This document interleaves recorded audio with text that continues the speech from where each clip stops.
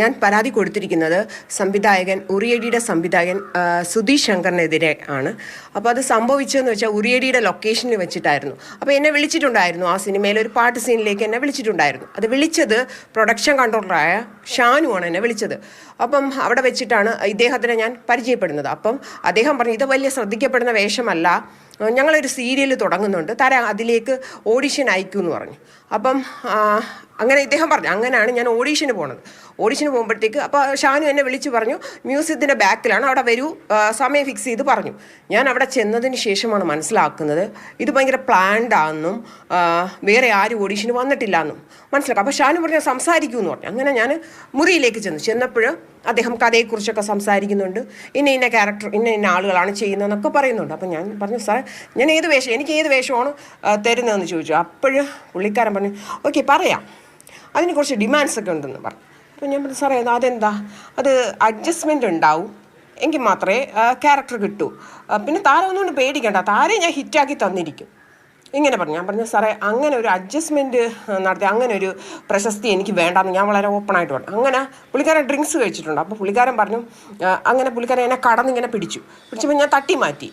അതിനുശേഷം വീണ്ടും അദ്ദേഹം ബലം പ്രയോഗിച്ച് എന്നെ പിടിച്ചപ്പോഴത്തേക്ക് ഞാൻ ലാസ്റ്റ് തള്ളി മറിച്ചിട്ടിട്ട് എനിക്ക് വരേണ്ടി വന്നു. അപ്പോൾ എൻ്റെ പെർമിഷനില്ല, എൻ്റെ ദേഹത്ത് കയറി. നേരെ മറിച്ച് ഒരു പാവപ്പെട്ട ഒരു കുട്ടിയാണെങ്കിൽ അവിടെ പകച്ചു പോവും.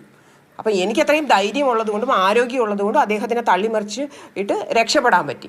അപ്പോൾ അതിനെതിരെയാണ് ഞാൻ കംപ്ലയിൻറ്റ് കൊടുത്തത്. അപ്പോൾ എല്ലാവരും വന്നിട്ട് ചോദിക്കുന്നത്, ഇപ്പോൾ എന്താ താര കംപ്ലയിൻറ്റ് കൊടുക്കുന്നത്? അന്നെന്ന് വെച്ചാൽ അദ്ദേഹത്തിന് ഫാമിലിയുണ്ട്, എല്ലാം ഉണ്ട്. പക്ഷേ പിന്നീട് എനിക്കറിയാൻ സാധിച്ചത് ഈ ഇടയ്ക്ക് അദ്ദേഹത്തിൻ്റെ വൈഫ് പോലും അദ്ദേഹത്തിനെതിരെ കംപ്ലയിൻറ്റ് കൊടുത്തു. അപ്പം ഞാൻ ചിന്തിച്ചു, ഞാൻ എന്തിനാണ് പിന്നെ ഇത് മറച്ചു വയ്ക്കുന്നത്? ഞാൻ വിചാരിച്ചു ലീഗലി തന്നെ പോവാം. അങ്ങനെ സ്റ്റേഷനിൽ കംപ്ലയിൻറ്റ് കൊടുത്തിട്ടുണ്ട്. സംഭവം നടക്കുന്നത് 2019 കഠിനംകുളം പോലീസ് സ്റ്റേഷനിലാണ് കൊടുത്തിരിക്കുന്നത്. മുന്നോട്ട് പോവാണ്. അതുപോലെ വനിതാ സെല്ലിൽ കൊടുത്തിട്ടുണ്ട്, എല്ലായിടവും കൊടുത്തിട്ടുണ്ട്.